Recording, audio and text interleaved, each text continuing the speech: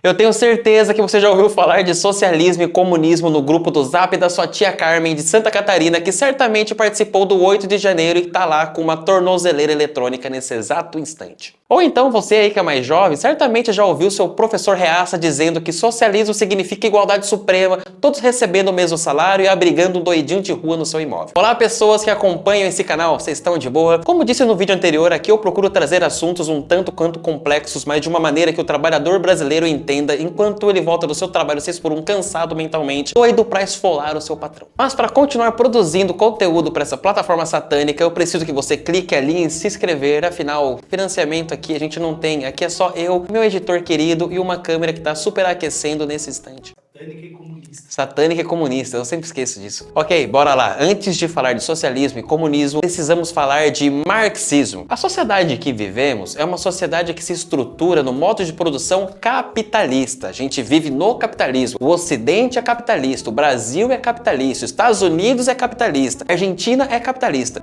o Uruguai é capitalista. A gente vive no modo de produção capitalista, certo? Esse modo de produção capitalista é um modo baseado na propriedade privada dos meios de produção, na ideia da meritocracia, neoliberalismo, concentração de riqueza nas mãos de poucos bilionários, na exploração do trabalho, na exploração do meio ambiente. A gente vive num mundo regido por um sistema que te vende ilusões e te dá soluções falsas para problemas complexos de uma sociedade adoecida. No sistema capitalista, quem se beneficia são quem? É a gente que é trabalhador? Não. É você? Não. Quem se beneficia são os donos dos meios de produção, os chamados burgueses. O processo de formação do capitalismo foi organizado a partir do poder e da influência desses burgueses, que eram o quê? Donos de pessoas escravizadas, que tinham lá ações em empresas que faziam tráficos interatlânticos de pessoas. Era uma galera lá ligado ao lã, ao algodão, essas porra toda aí. Os burgueses, essa galerinha toda aí, o que eles tinham? O que eles têm? Eles têm os meios de produção. Toda a cadeia de produtividade está nas mãozinhas deles. Como que eles fizeram isso? Como será? Como? Com revolução. Sim, a burguesia tomou o poder através do quê? Através de uma revolução. A burguesia, detendo todo o meio de produção, fez com que o proletariado, os trabalhadores, tivessem apenas a sua força de trabalho para ser vendida. O trabalhador então ficou sem saída, né? Ou ele vendia sua força de trabalho para a burguesia por qualquer condição existente, ou passava fome. Que é o que acontece até hoje, né? A gente sabe, se a gente não trabalhar para ter dinheiro, a gente não come, a gente morre na rua, a gente se fode todo. Mas o curioso é que mesmo vendendo a sua força de trabalho, o trabalhador continuou e continuava passando fome. O que a burguesia faz? A burguesia compra as horas do trabalhador para que ele produza no local dela, na fábrica dela, gerando valor a partir do quê? De seu trabalho. Assista um vídeo sobre a mais-valia, tá aqui no card. Porém, o montante de valor gerado pelo trabalhador não é recebido por ele integralmente, ele recebe apenas uma pequena parte para continuar o quê? Subsistindo, para continuar existindo, entendeu? Ou seja, o proletariado recebe o mínimo possível para conseguir comer, dormir, acordar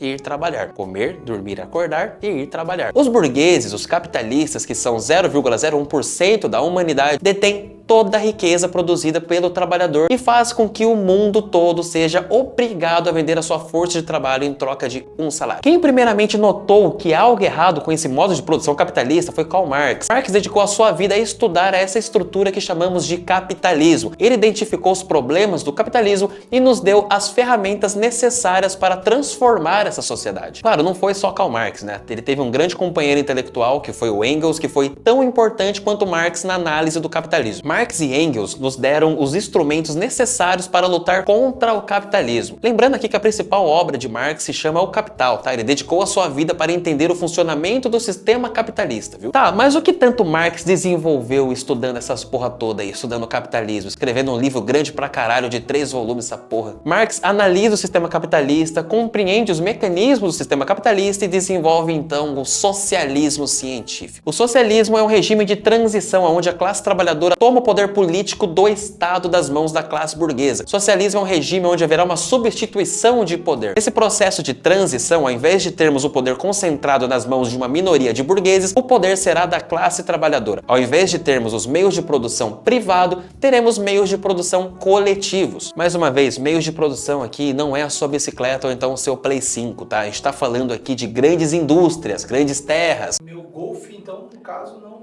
entra. Seu Golf Isso. é 2.0?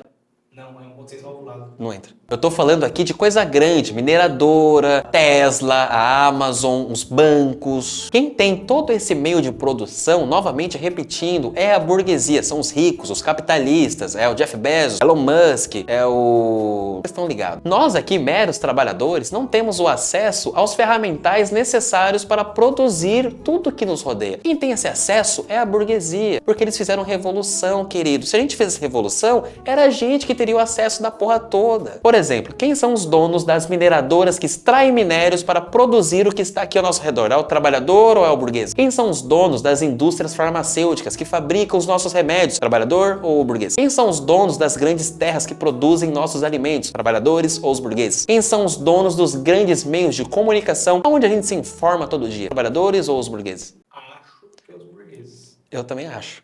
Acho, não sei. Acho. O Roberto Marinho é trabalhador, né? Ele gravou novelas, já. Gravou. Ele já gravou novela? Silvio Santos era trabalhador também, tava todo Ele dia... vendia caneta lá. Cantando. Vendia caneta, tava todo domingo trampando. E como que essa burguesia conseguiu controlar tudo, Gustavo? Novamente, eu vou te falar de novo. A burguesia fez a sua revolução. Tomou as fábricas, as terras, cercou a porra toda por meios de leis. Mas como assim leis? Eles conseguiam colocar leis? Peraí. Porra é essa? Meu querido, quem que garante que os burgueses tenham terras gigantescas do tamanho do estado do Rio de Janeiro? Quem que garante que uma pessoa só detém um monopólio gigantesco de diversas empresas? Eu tô falando aqui do Estado. O capitalismo é protegido pelo Estado. Se não fosse o Estado, o capitalismo nunca seria sequer possível. Isso fica evidente quando vemos a atuação do Estado com os bilionários e a atuação do Estado com o povo pobre, preto, periférico. O socialismo, ele não vem para acabar com o Estado ou então extinguir o Estado. A ideia é que os trabalhadores tomem o poder do Estado das mãos dos burgueses. A ideia é inverter a lógica. Os burgueses usam o Estado para nos reprimir. No socialismo, os trabalhadores que usam o Estado para reprimir os burgueses. Esse processo deve ser conduzido pela classe trabalhadora e isso tem o nome: ditadura do proletariado. Zueli.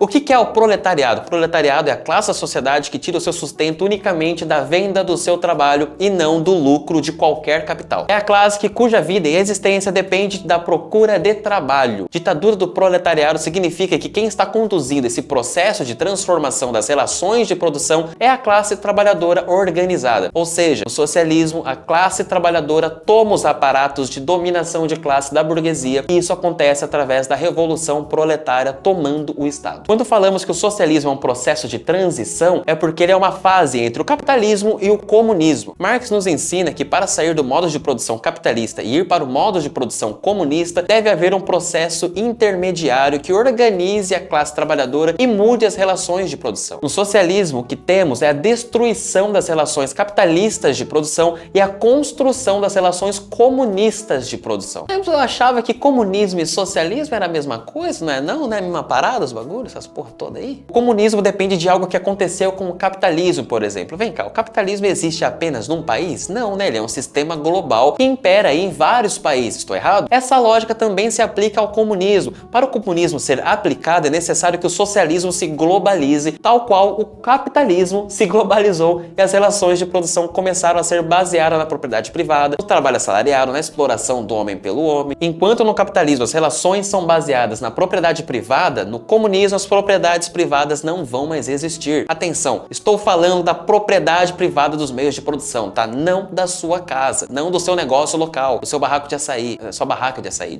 O Boulos não vai então entrar na minha casa nesse caso? Mano, se pá vai. Você não gosta do Boulos porque ele é de esquerda, eu não gosto do Boulos porque ele não é esquerdo o suficiente.